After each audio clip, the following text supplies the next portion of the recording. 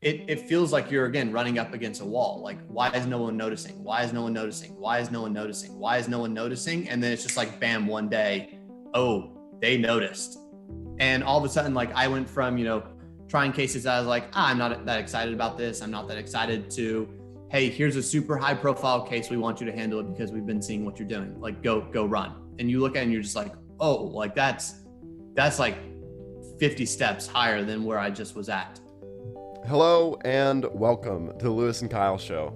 Lewis and I are college students at the University of Alabama. We started this podcast to really dive deep into some of our curiosities. And in the process of doing that, we've interviewed 53 different high performers.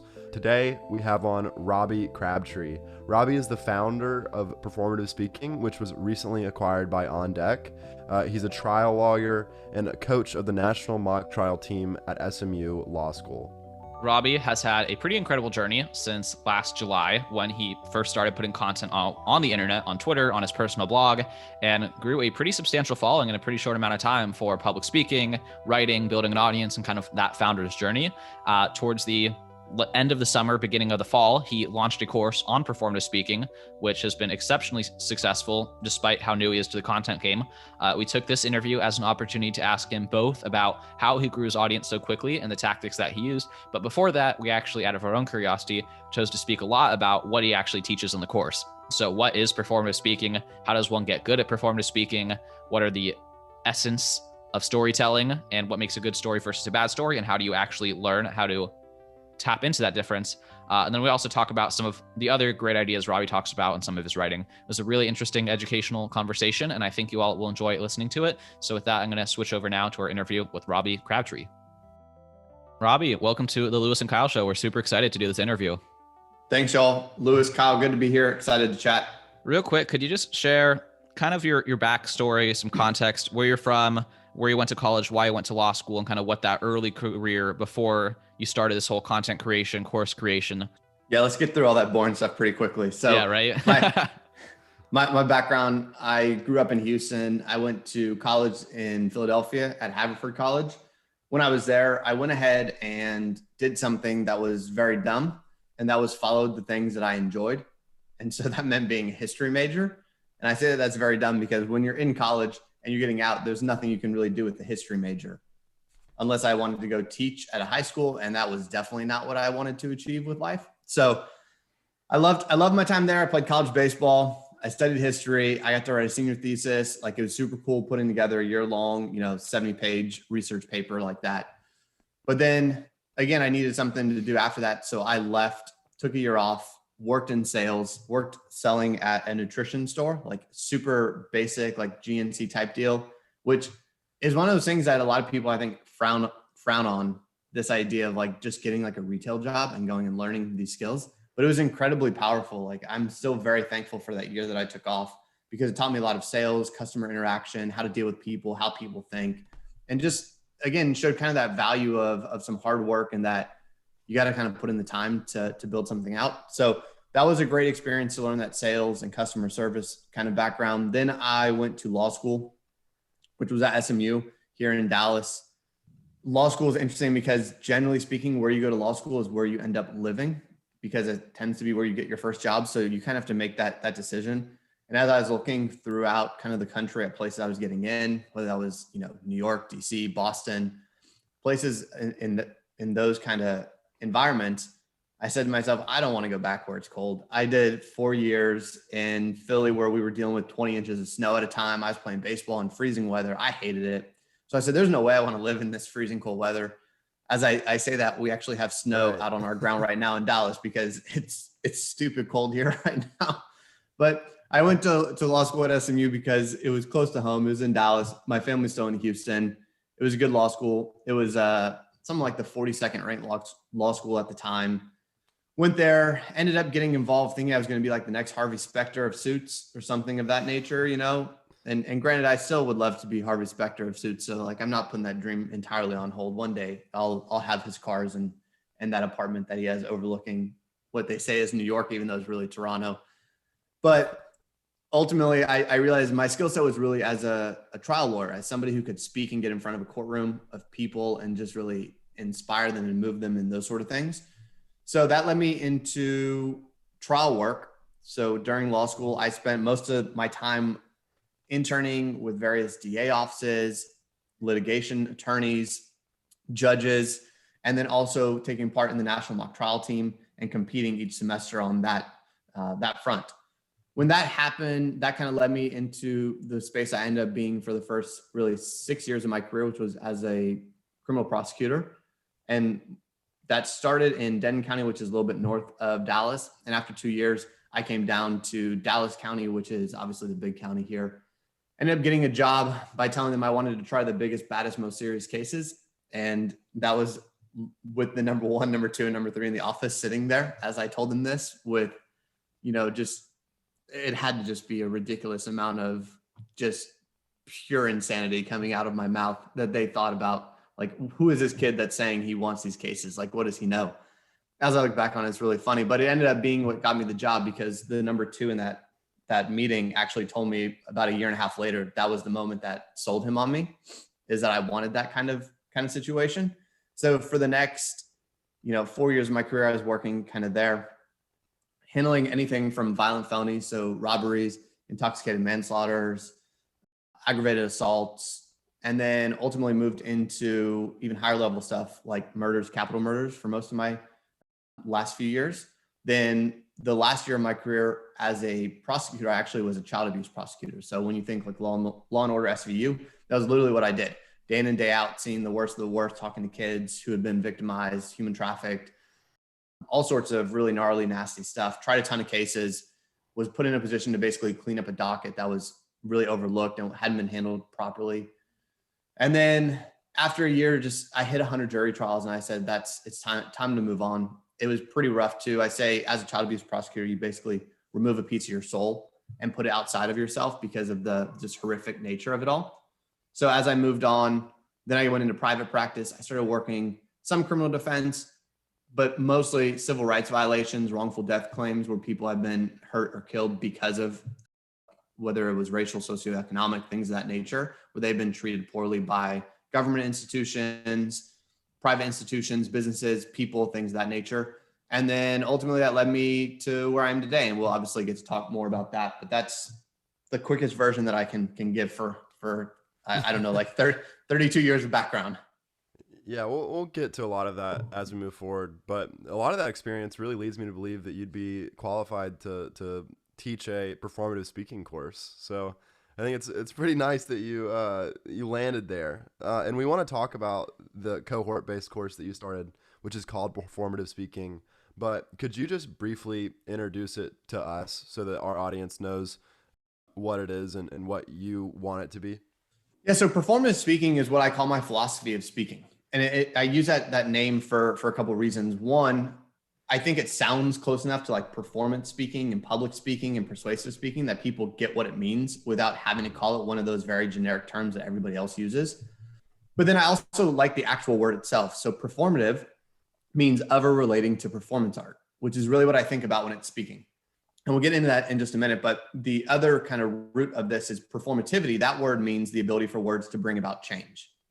When we combine those two, performance art and the ability for words to bring about change, that's exactly what I believe in, right? That's what I want this to be about.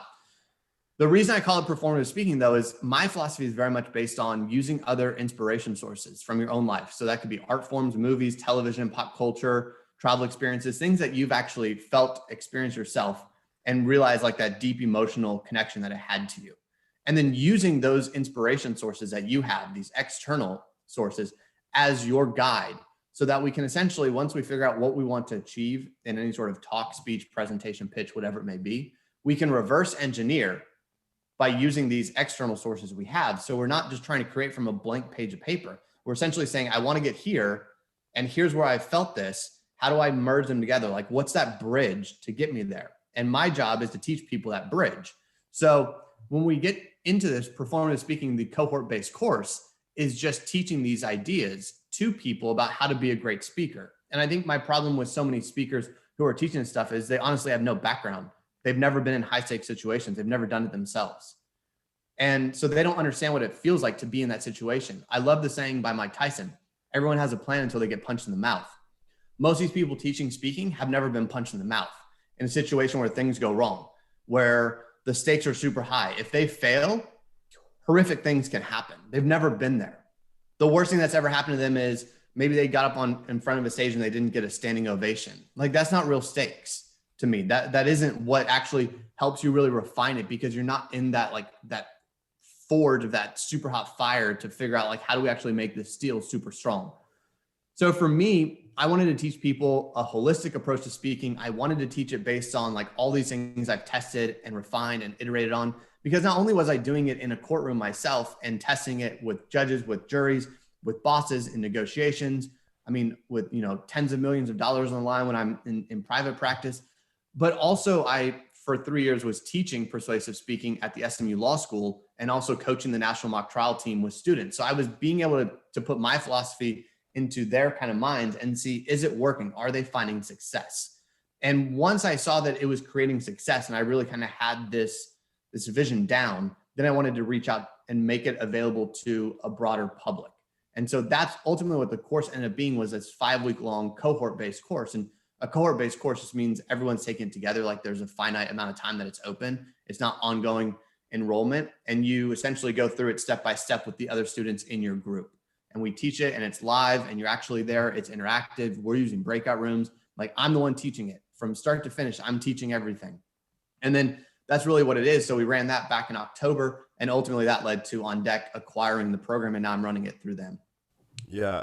One of the things that Lewis and I have found throughout running this interview podcast for last year is that when you give somebody the free way to talk about something they're passionate about, they just light up. And it's awesome to see that happen again and again. And I can tell, that you're passionate about teaching people how to speak and how to get themselves across, to really unlocking like a giant world of opportunity for these people.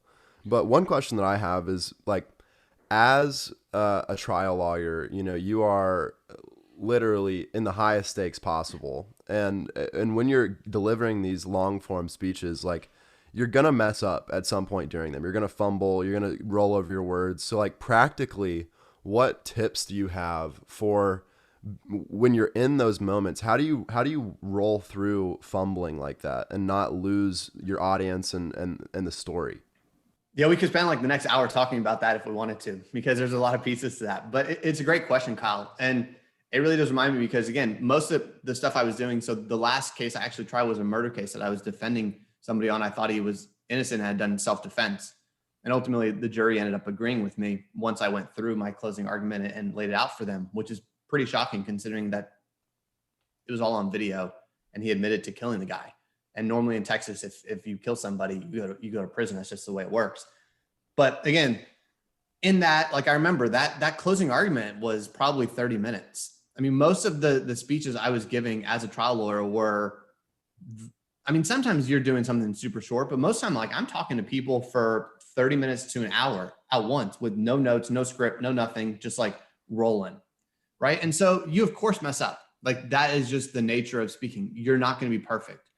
If we think, people oftentimes make this mistake of forgetting, when you watch like a politician delivering their speech, they have a teleprompter. Like, it's there, they're reading from it, and they still mess up. So when you mess up, like, as a speaker, the easiest way to think about this is a couple ways.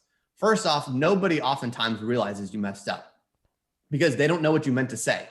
They don't have like a script in front of them saying, oh, like, Kyle messed up right there. Right. So one, just realize that, like, don't call attention to it unless you need to. Like, there's some things that you mess up and you need to call attention to it. Let's say, like, you have a drink in your hand and you spill it on yourself. Like, don't just ignore that. Be like, oh man, I can't believe I did that. Like, what a perfect time, y'all. And then just roll back into it. Like, you can kind of brush it off and make a joke. But in terms of how do you stay focused, this is where I really think about frameworks. And this is why I tell people there's a five-step kind of 5-piece framework that I like to give people when it comes to speaking. And it helps them guide through what they're trying to do, and especially one of these pieces. And the one piece that I'll say as that five-piece framework that really helps people is what I call the theme. And when we think about theme, it's like the one central idea that we want people to walk away from any sort of talk with. What do we want them to remember? If they said, I heard Robbie talk and it was all about this. Well, if I know what I want this to be, even if I get sidetracked, what I think of that is that's my North Star. I can always get back because I can look up and say, this is what I'm trying to achieve. So now I just point everything back to that. And the reason the framework is so successful is, and quickly, I'll give the framework because that'll make sense as I'm talking about it, but it's basically 5 pieces. So step 1 is, what is your goal? And that's different than outcome. That's actually the step before your outcome. Outcome would be making the sale, because we can never actually we can't reverse engineer making the sale. We don't know what's going on with that person on that day. So they may not be in that mind space to actually buy something on any given day. But we can always say the step before is the goal. What do we want them to kind of be thinking as they walk away? We also need to, step 2 is figuring out what emotion will make them feel that, think that way. So if I want them to think, hey, I'm really intrigued by this idea and I need to explore it further, what emotion is going to get them there? How am I going to inspire them to get to that goal? So that's the emotion part. And that's really what I call the strategy piece of this framework. We're really thinking kind of big picture and trying to kind of game and play chess with how we're going to interact with them and lead them to what we want them to get to. The next 3 are really what I call the tactics of the speech itself. And that's, what's your hook, what's your theme, what's your dismount. And the reason those are important, so hook is obviously, like it sounds, it's a hook to get people interested. Then you have your theme, which is your central idea, that North Star. And your dismount is like a gymnast when they land after their routine. If you blow the dismount, you blow the entire piece, right? Because like we've seen gymnasts, they lose all their points by that. The reason the theme and the dismount work so nicely is, if we know what our central idea is, our North Star, and we know where we want to end, like we know our final piece, like we know what we're trying to get to, well, then even if we get sidetracked because we screwed up, we fumbled, we said something wrong, we can always think, what's my North Star and where am I trying to end? And that can always guide us back onto the proper route so that we actually finish and get back on track to deliver for our audience. Is that all 5 pieces? Yeah. So it's what's your goal? What's the emotion? What's the hook? What's your theme? What's your dismount? Okay. So I have a question. I really like that framework, and I'm really inspired when people, can condense their entire approach to something complicated in a way that is easy to communicate like that. So my question is actually like the development process of that framework. Was that something you consciously used throughout your time giving those hour-long speeches and preparing them? Or was it only, a couple months back when you decided, stop, I'm going to teach this? And you may have actually been teaching this before that in the classroom, but to what extent were you actually using this framework versus realizing you were using it in hindsight? Early on in my career, I'd say I just kind of used it without putting a formal name to it. And I think that that's kind of what you do early on in your career, is you're not formalizing anything because you're just trying to figure it out. And you're just testing ideas and seeing what sticks. And then all of a sudden you realize like you're doing the same thing over and over. And then what starts to happen is, in my career, at least as a trial lawyer, I started being very successful. So a lot of other attorneys were coming to me, either watching me in trial, asking me questions, asking for my guidance, like wanting me to essentially mentor, teach them, do these sort of things, even inside of our own office. And so when you start going through that, that's when you figure out like, you've got to formalize it so other people can understand it. And I think this is the trick and why the course was so successful when I ran the performative speaking course, is a lot of experts in their field are experts, but they don't know how to translate their knowledge to other people. They don't understand how to work with that kind of beginner's mindset of like, they don't know what they don't know. And so at first, when I was trying to help people, I had that same issue. I was like, what do you mean you don't understand this? Like, it's super simple. Just do this. And be like, Robbie, I don't understand what you mean. Like, what do you mean? Like, how do you create emotion? And I would say like, you need to create emotion in your jury. And be like, I don't know how to do that. Like, how do you think about that? I don't know. I just do.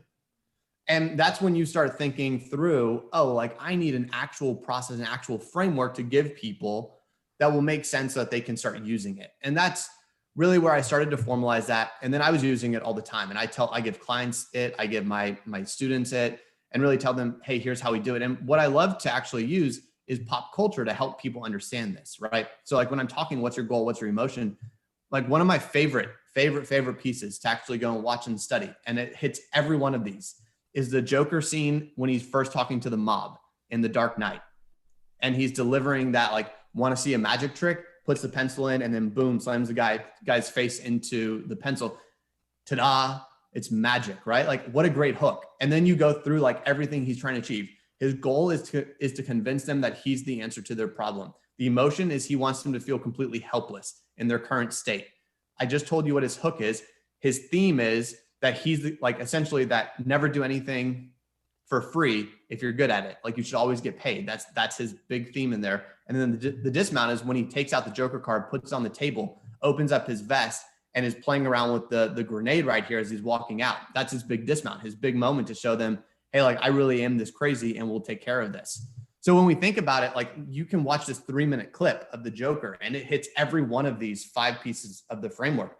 And so I can give people this and say like, here's your example, like this guy nails it. And so I love that because it's a really relatable way to teach people as you start looking at the world a little bit differently once you figure these things out. It's such a powerful process. And it's something that, I'm starting to realize I see often and often more so than I used to is I used to kind of think negatively of like, the generic examples, like, oh, not saying that's a generic example at all, but like, why does everyone default to sports? Why does everyone default to the same movies when they explain things? And it's kind of just because it's effective. Like, it's kind of because what other ways do we have to communicate such a multifaceted idea in such a short amount of time? Like what common ground do we already have? Otherwise you have no starting point and you have to build a ton of time building that up.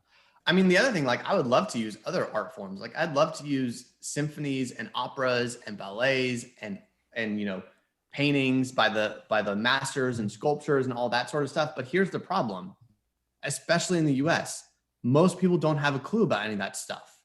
Like that's the sad reality. Like people just don't understand that. If I want to talk about Rachmaninoff, I can't tell you how many times I've brought him up, like a Russian composer, and they're like, I don't know who that is.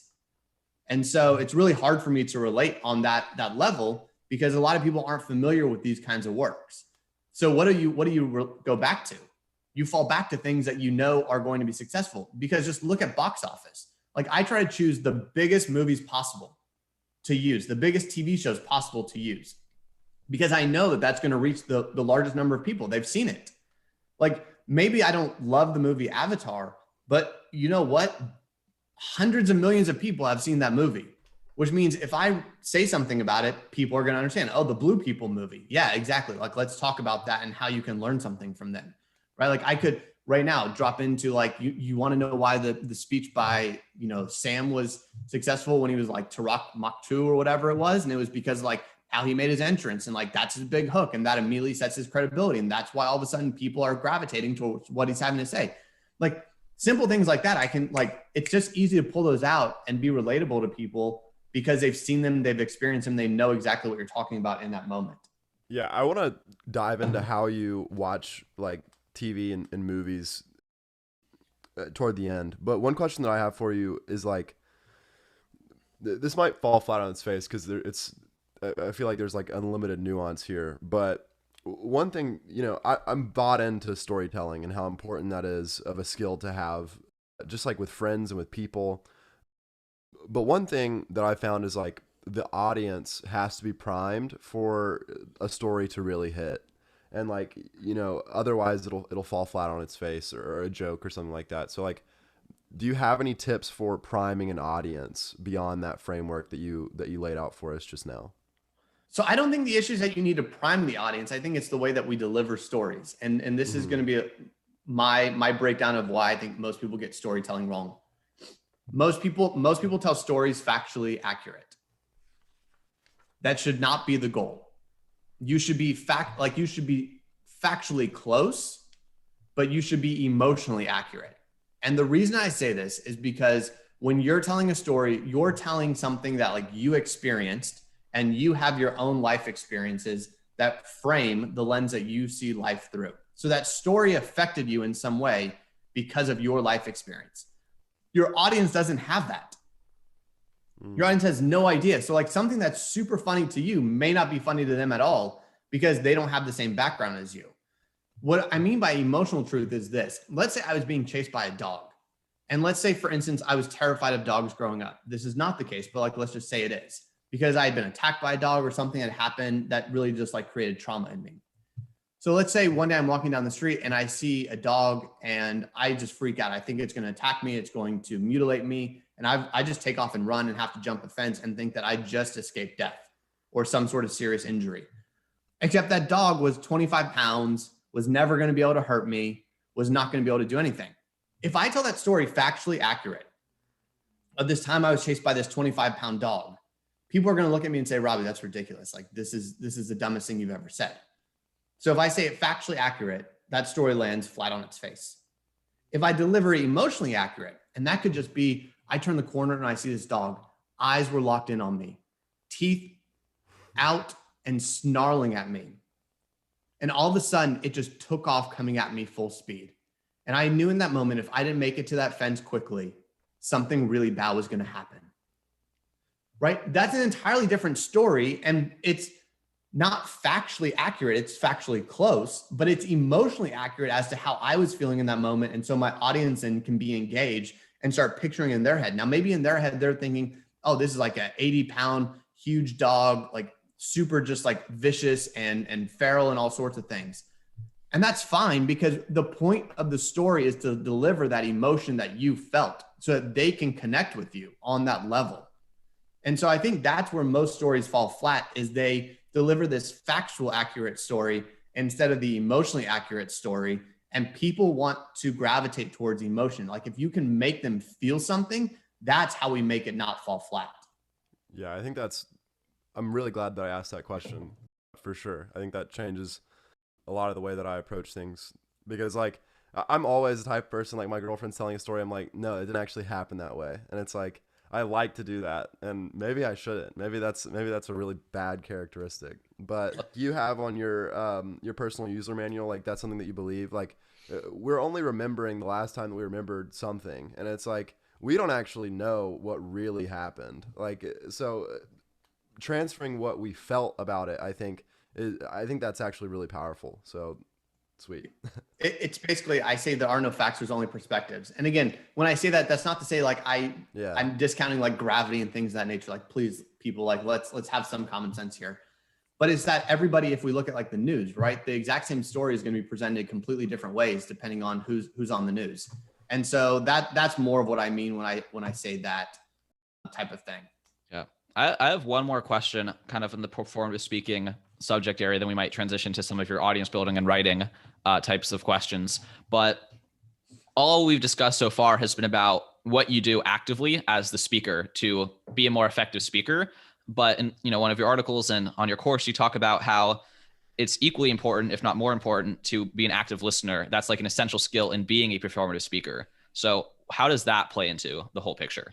Yeah, so because I am teaching performance speaking in a way that's holistic as a speaker, because I think people get this wrong. Public speaking is not just getting up on a stage and delivering a talk. Public speaking is literally anytime you talk, because you're speaking to somebody else. That means it's in public, whatever you want to say, like that's what we need to teach people to be. When it comes to active listening, obviously that's like big in conversations and negotiations and things of that nature. You have to be taking that into account. People suck these days at that. Like it is unbelievable how poorly people listen to one another. And if you just pay attention, you can learn so much. And so like the key to active listening, right, is like it sounds, just actually paying attention to what the person has to say, not formulating your next thought while they're speaking, taking a second to think through what they said, and then responding in a way that is really meaningful.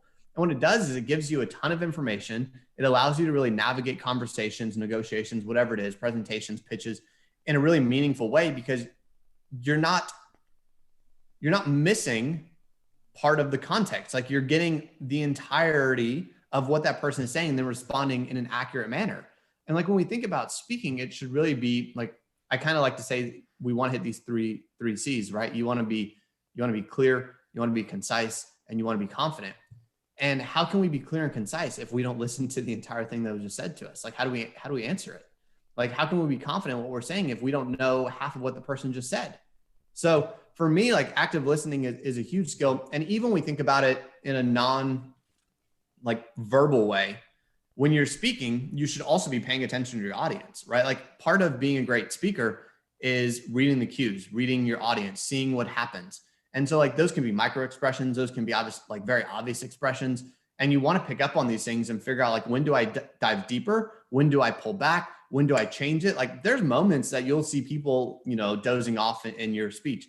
Well, you know what? Like you need to do something to change it. Then don't just like continue on. You continue on and you've lost them. You're speaking to a wall at that point. So let's do something to wake them up. Let's all of a sudden explode out like you would see, like Leonidas in the movie 300. Like let's do something to wake people up. Or if you realize they're super engaged, keep digging, like keep going all in on that point because something is resonating with them and you can really set that hook deeper and deeper and deeper. So being an active listener and paying attention and being aware of what's going on is incredibly important for a speaker. Now, that being said, when you first are giving big presentations, it's harder to focus on that because you don't have those skills.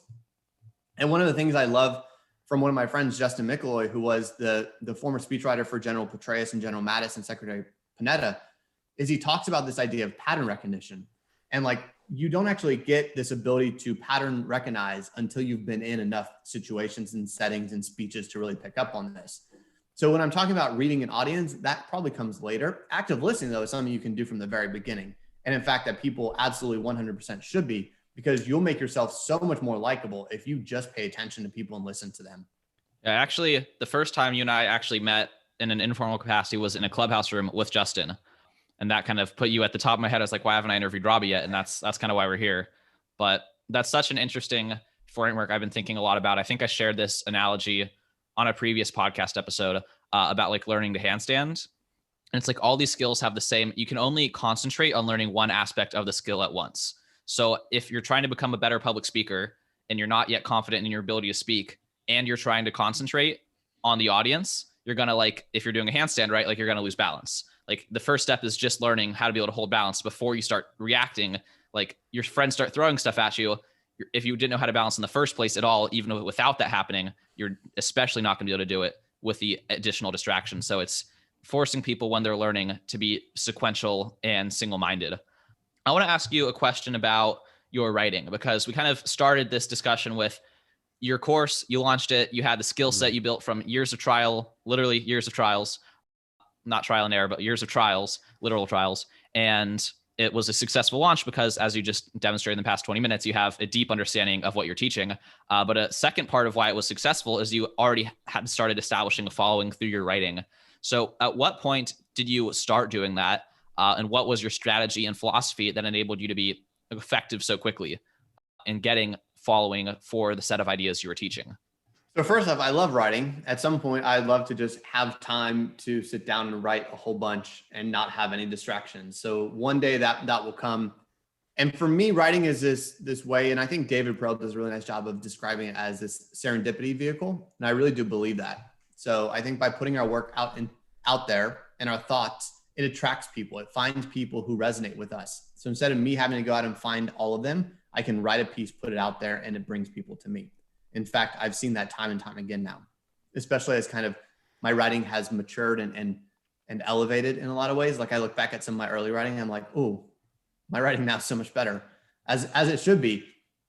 I think that's just a process. In terms of building that audience, though, I think some of that was just following a very strategic plan when it came to how to use Twitter. And that was pick 3 topics, talk about them on a regular basis, just build that following so people knew exactly what they were going to get when they came to my page. And just talk about these ideas, write about them, put these ideas out there into the world. So everyone knew, hey, Robbie is really consistent with this stuff. He's thinking about this on a deep level.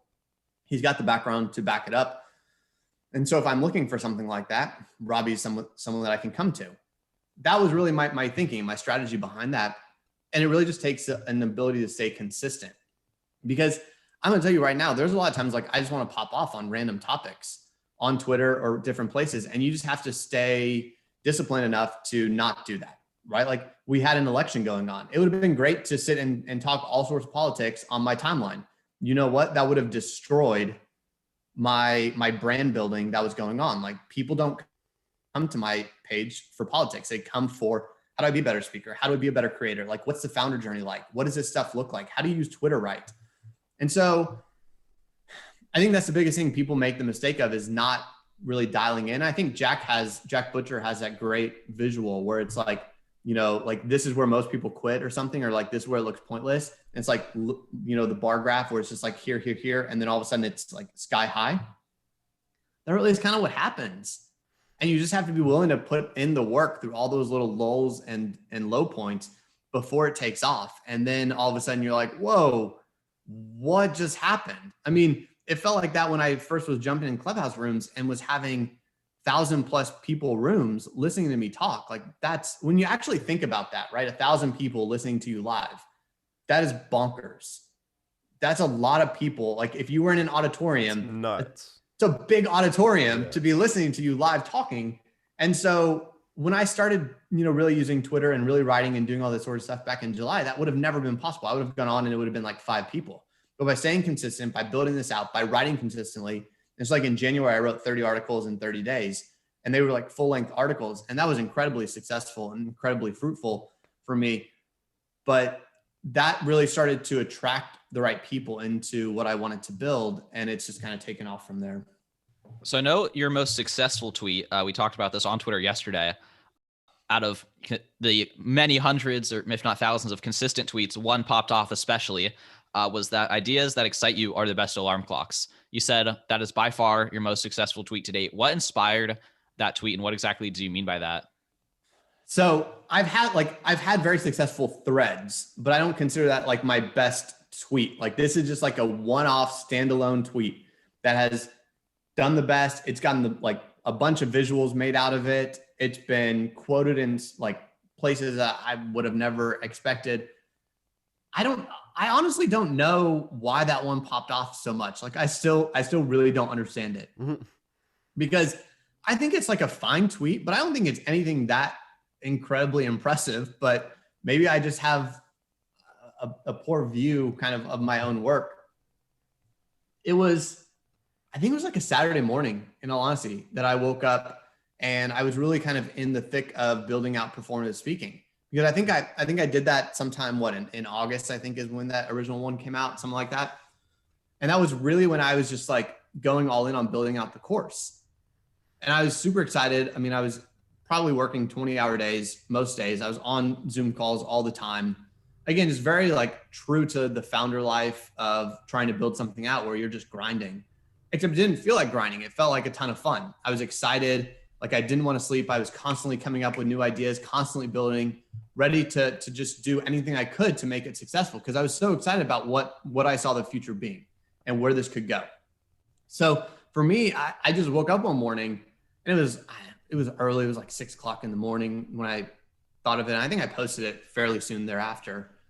And it was just like, I don't need an alarm clock. Like I'm just waking up. I'm going to sleep at, 3 o'clock in the morning and waking up at 6, 7 o'clock in the morning and ready to like go back to work and having no issue whatsoever. So I don't know, it just kind of hit me. And then I was playing around with different tweet formats. And I think that was still at the time that I was writing annoying tweet formats like that, where it's like the one line followed by a space, followed by the second line where there's no punctuation. And I don't know, people eat that stuff up, even though it drives me nuts because I'm like, this looks so hideous to me in the way that it's written.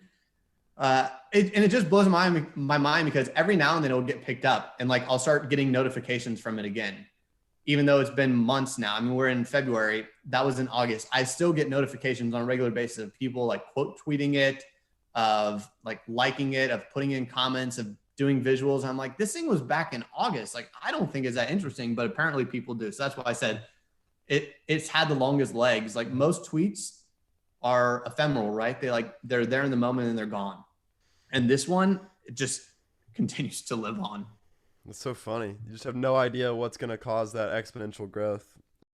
But I want to go back and touch on that. Like the Jack Butcher visual that you're talking about, it's been my background for months now. And like, it's something that you see in all of these different stories is just like this long grind. And then just like out of nowhere, or at least you feel like that, like where you sort of blow up. And it's like, in your experience, what was the emotional difference between having that exponential increase in follower count or like, I guess, credibility on the internet versus your time as a trial lawyer?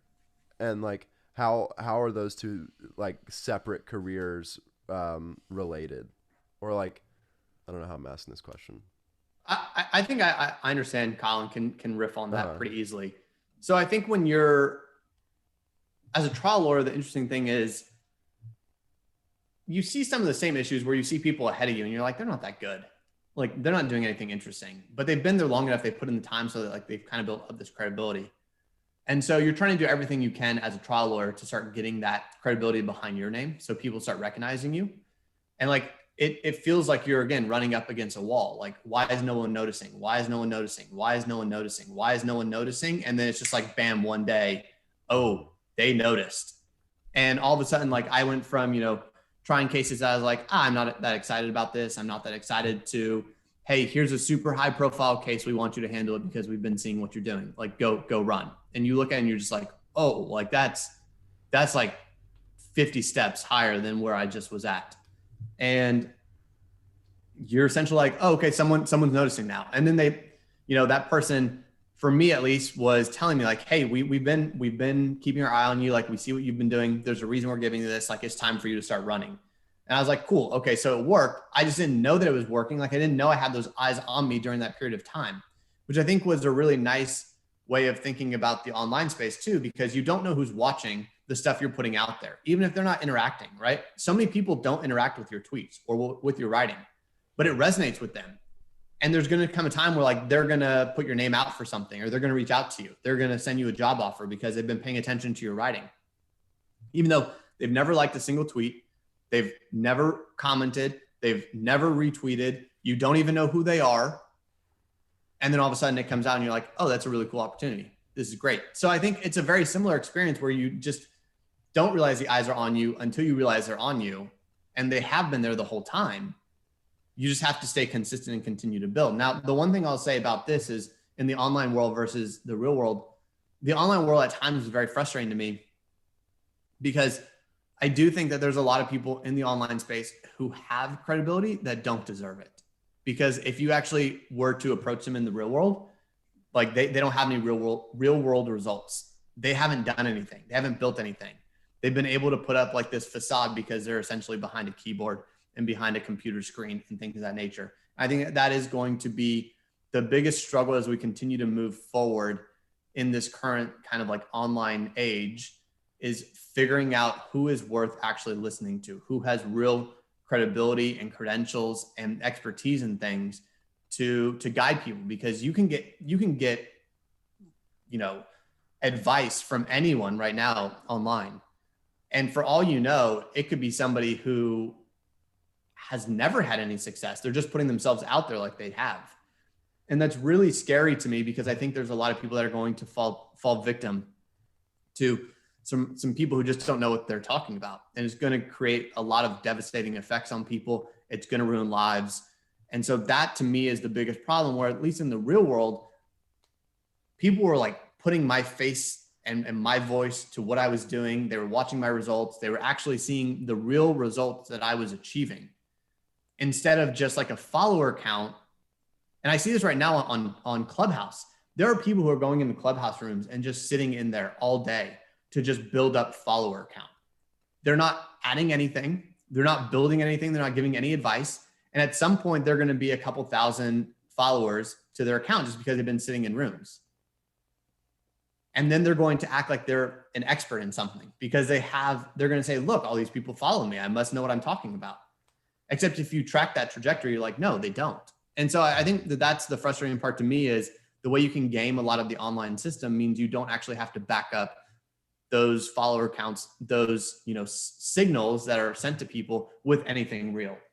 I think that's a really interesting dynamic that occurs. I do think, not in defense of the internet, but fraudulent people, or people espousing credibility without the actual skills or knowledge to back it up, eventually there comes a point when they get found out. Like, they release a course and that course teaches absolutely nothing and people get pissed off about it.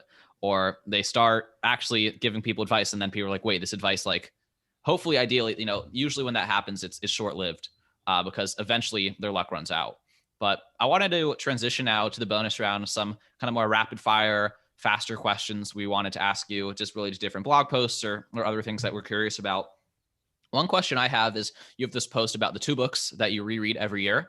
One of them, 4-Hour Work Week, it's been discussed many, many times on this podcast. But I want to ask you about the other one, which is Gates of Fire by Steven Pressfield. Could you tell us basically what that book's about and why you choose to reread it every year? Gates of Fire was really what like the movie 300 is based off of. So obviously Frank Miller did a graphic novel for 300, but the story of Thermopylae is told by Steven Pressfield in this book, Gates of Fire.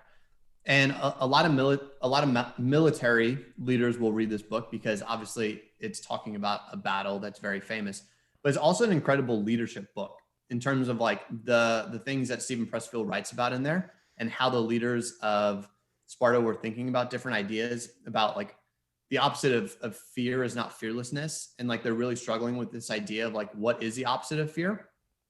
And how do we, treat people in our society? How do we treat people who are lower than us in society? Like, there's all these sort of ideas of leadership and working together with people and leading them in a really inspiring way and taking ownership of ideas and situations.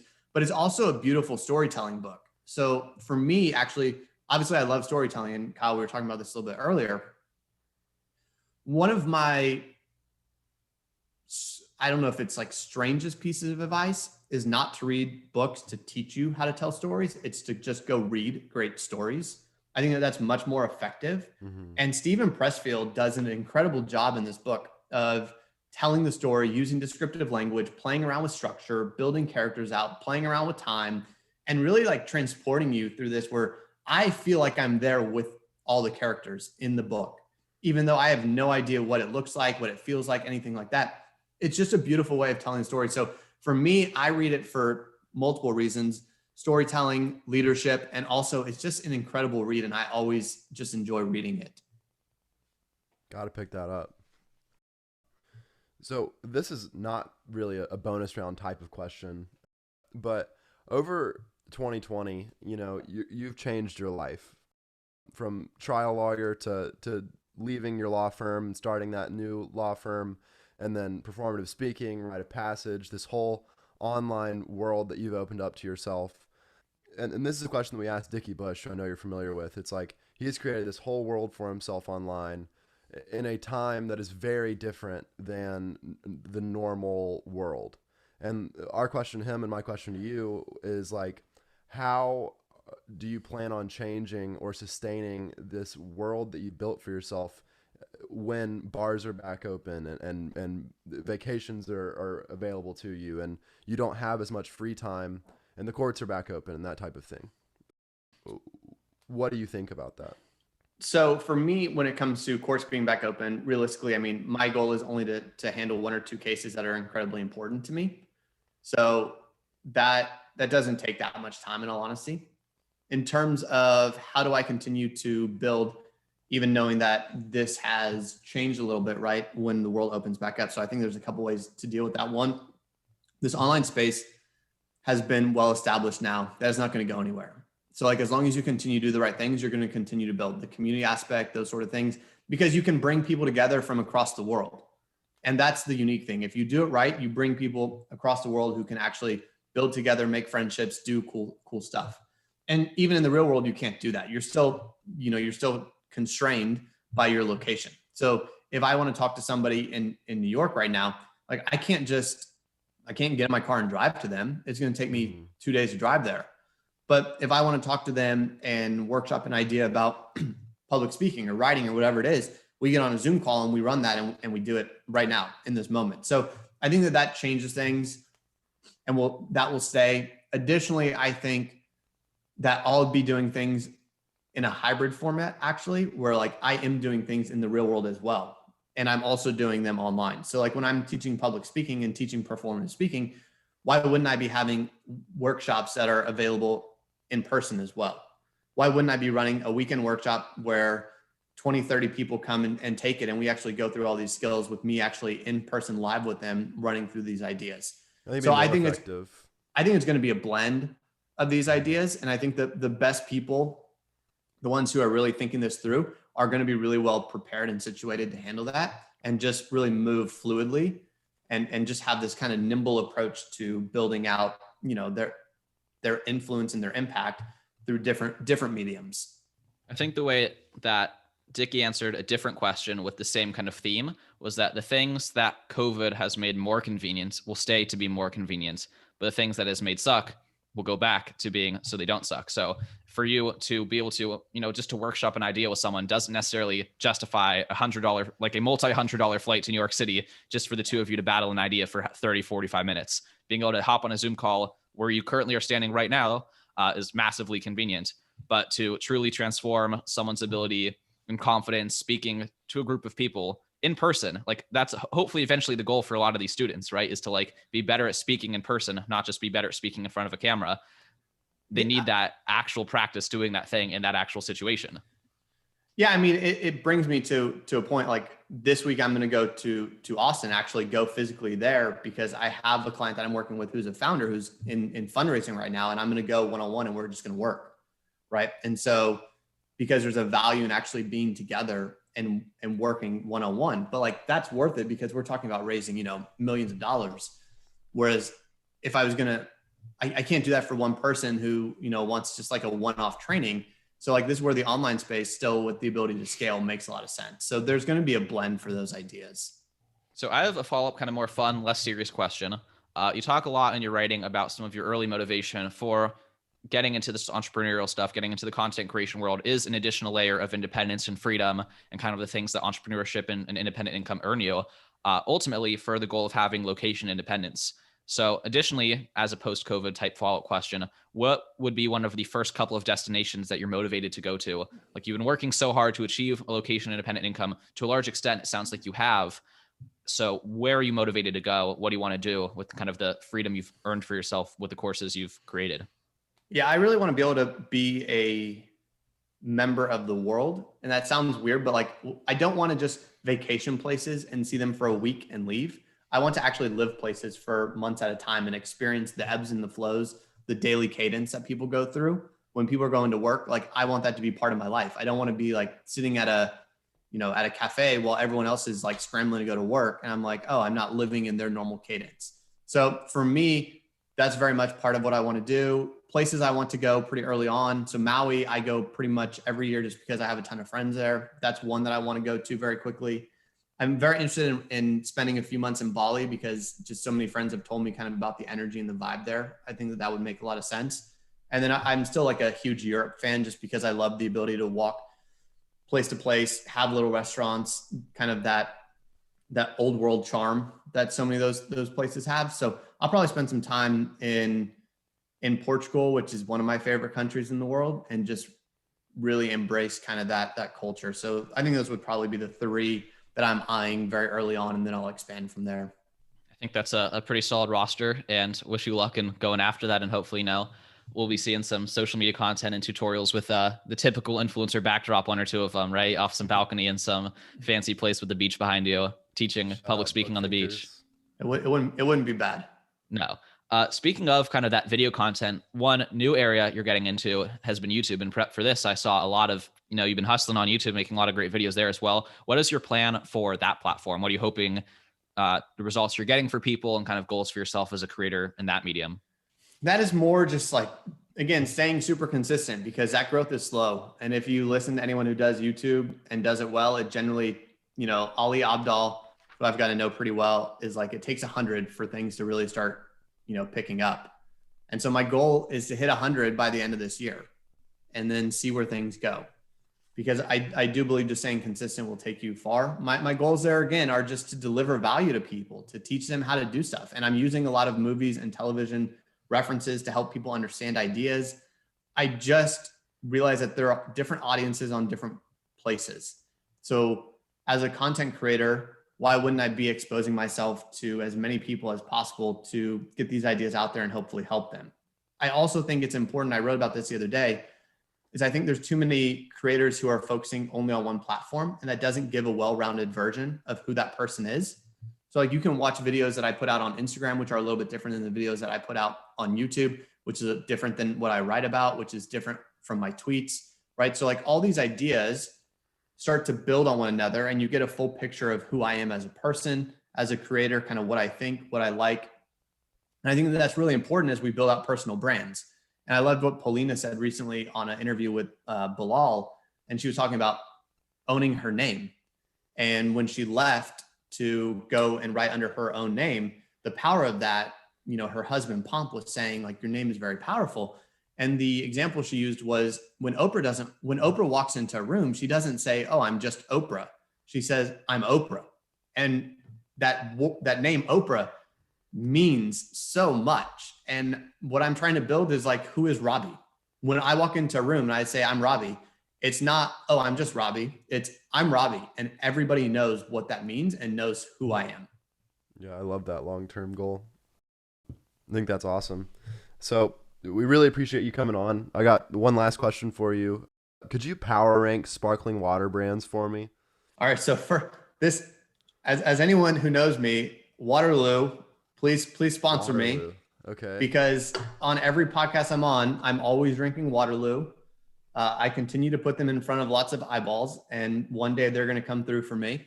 But Waterloo is my go-to just because it's fairly priced and the flavors are good. It doesn't taste like garbage. But Topo is my favorite sparkling Yeah, I was water. gonna say, why is Topo number one? That was I didn't want to ruin the ad spot, but Topo's well, it's not an ad spot because Waterloo doesn't do anything for me. I do love it. I drink a ton of it. Topo's too expensive is my real take on it. And Waterloo is much more fairly priced. So I just tend to gravitate towards that. So LaCroix's not in the picture, huh? We don't do that. Answers my question. I'm also a Topo guy, so I'm right there with you. Yeah, I do have one more question I wanted to ask because we've had a good string of luck asking it in the last couple of interviews. I've seen a lot of interviews too, and it's not something we did originally, but we've had good success with it. It's kind of asking a very open-ended, very general. We asked you a lot of questions. We covered a lot of ground, but is there one parting kind of piece of advice? Most of our audience is roughly a reflection of ourselves. They're ambitious college students. They've just graduated. They're about to graduate. They're a year from graduating. You've had a very successful in a number of different arenas, kind of life after college. If you'd have one piece of advice you'd give to someone in our situation that kind of explains or has helped propel your success, what would that piece of advice be? I think have a very clear vision about what you want out of life, and then be willing to move at a pace that feels like you're going to fall at any point, but like you're just on that edge. And as long as you push just on that edge and stay there, you'll be okay. So when you feel like you're moving too fast, as long as you're not going head over heels, you're doing it right. Well, I don't know the first interview we asked that question, but whatever the number is, we're 3 for 3 or 4 for 4. I like that answer. Clarity about your vision. That's a super important reminder and a good kind of way to think about the pacing to make sure you're on it, but not going to burn out, but also not moving too slow. So thank you for sharing that. Yeah, thank y'all. You just mentioned a minute or two ago, you're creating in a lot of places. But if you want to send listeners of this podcast to find you across the internet or in one specific spot, where should we be directing them? I mean, obviously the place I'm most active is Twitter, which is at Robbie Crab. And then the On Deck Performance Speaking website will be beyondeck.com/performative-speaking. Well, awesome, Robbie. We really enjoyed this conversation. Thank you so much. Thanks so much, y'all.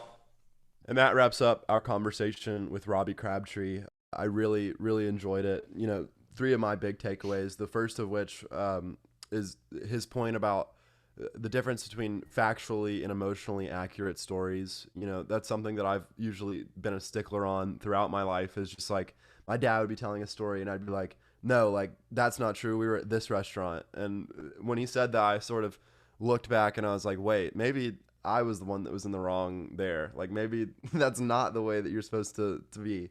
So that was a big takeaway for me. And then I thought the idea, it's obvious that listening would make you a good speaker, but to hear someone who literally teaches hundreds of people how to speak espouse being a good listener as a excellent way of getting better at speaking, it just proves to me that it is as important as anything else. And then the last thing is, in that framework that he was talking about with making a good speech, I think it was goal, emotion, hook, theme, dismount. The theme and the dismount to me were very interesting, and how the theme is like the one central idea that you want people to take away. Anybody that's listening to you is probably going to only remember one thing out of the entire speech, and you want to be the one that's determining what that is and getting that across and sort of having that as your North Star as you move through your speech. And then the dismount was just a really cool visualization, I think, for me. Like the Olympics, like the girl in the high bars, and then she falls down and lands perfectly, and that just makes the entire routine. It's like if you mess that up, nobody's going to remember the rest of the speech. Like you have to do that well. And I think that that's something that I've struggled with. And I'm sure if you're a fan of this podcast, you've seen me sort of fumble the end of a question and it ruin all the good work that I'd put into building it up. So it's like, got to work on the dismounts. So let me land on my feet here and hand it over to you, Lewis. Well played. Smooth transition, Kyle. I think that what you're saying there, people remember in any speech longer than, let's say, 2 minutes, people remember the beginning. And you have to get that right, because if you don't start right, people are just going to tune out from the start and you're not going to rope them back in. And if you don't end right, they're going to remember with a sour taste in your mouth and kind of just move on to the next thing. And crucially about the middle, right? If you have more than one thing you're trying to teach them, they're going to end up not having North Star, not having anything to grasp onto. We're not really good at juggling mentally, and they're going to kind of fumble them all. So with that being said, I'm going to give you 3 takeaways, not 1, because I wrote down 3. So let's just throw out what I just said. I first think that his idea, I want to start out by saying that Robbie's journey as a content creator is literally like younger than this podcast. So he started writing, tweeting, all of this stuff in July. And here we are in February of 2021. So 8 months later, if that was quick math, I'm not sure. He's in that short period of time amassed a substantial following, almost 10,000 followers on Twitter. He started a course, it got acquired. He's got a competitive application process to now even be one of his students. He's really taken off in a short amount of time. So if that doesn't inspire you to get in the game and see what can happen if you start putting yourself out there, it should, because that's just incredible. One lesson he had about that content creation is that it takes 100 times for things to start to kick in. He said he's befriended Ali Abdaal in the process of making his course. And Ali's like one of the most popular YouTubers about productivity and learning, and truly a influential voice on like how to become a successful YouTuber. And his idea is, most people don't see any traction on their channel until 100 videos. Most people on Twitter, tweet every day for 100 days before they start to notice anything. Most podcasts, Seth Godin, for example, the author of a ton of popular books like This Is Marketing, The Dip, 20 other bestsellers, his rule for coming on podcasts, unless they're just astronomically successful right off the bat, is he'll say yes if you've done 100 episodes. So that's just a general principle that people starting something should keep in mind as a reasonable place to get before really evaluating whether or not you've been successful or failure if you've not even put in a proper effort. My second takeaway is Robbie's strategy for Twitter explains why he's been good on Twitter and why I haven't been, is the idea of having 3 buckets that define all of your tweets and sticking to that. You don't just, dip your feet into anything interesting at the time. You can find a way to tie the zeitgeist to what you're talking about. So what the election can teach us about public speaking, what the GameStop thing can teach us about this other core area I talk about, but not just, I'm a commentator about public speaking, but this is happening this week, so I'm going to give my thoughts on it. My Twitter account has been much less organized than that. It's got maybe like 25 bubbles, and all of which don't have consistent in them. And so that's probably a good takeaway. People have to know what they're getting from you. If you've listened to this, it's a very clear lesson what you're going to get from Robbie. Anyone who listened to this is like, he's probably going to teach about this. If I want to learn about that, I'm going to follow him. And that's an easier decision. That is a really valuable lesson. And third, this is kind of my equivalent takeaway to what you said about a pattern in yourself that wasn't super productive of correcting people's stories because they didn't mention the right restaurant. For me, I kind of felt I looked down upon when people would just give the generic analogy, right? It's like Wayne Gretzky said, you miss 100% of the shots you don't take, or there's the scene in Harry Potter where Harry this and that. And I was like, that's stupid. Like, think of something better.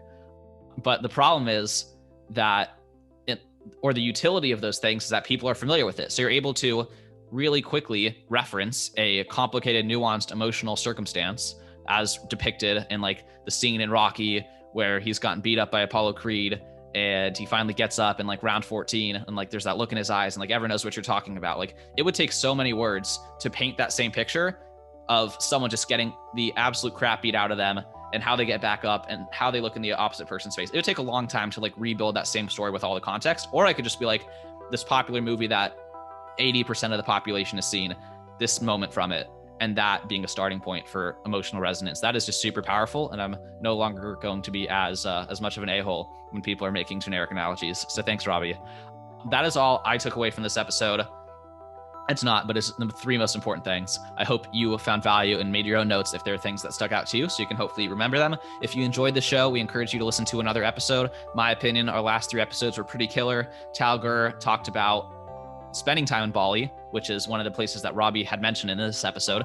Tal's traveled the world, done 100 insane life goals over 10 years. Pretty awesome episode. What the things he did and learned from that. Dickie Bush is the person who inspired Robbie to write 30 posts in January, which Robbie said was, quote, incredibly useful. So I would encourage you to check out our conversation with Dickie. And then before that, we talked about Jeff Woods, who is the podcast host behind the book, the best-selling book, The One Thing, by Jay Papasan and Gary Keller. Awesome podcast episode as well. Our last 3 episodes were pretty fire. If you enjoyed this one, go check them out, subscribe. And if you have something to say to Kyle and I, hit us up on Twitter. Mention Robbie in there too. Why not? And tell us what you think. Thanks so much for listening. We'll see you in a week with the next episode. See ya.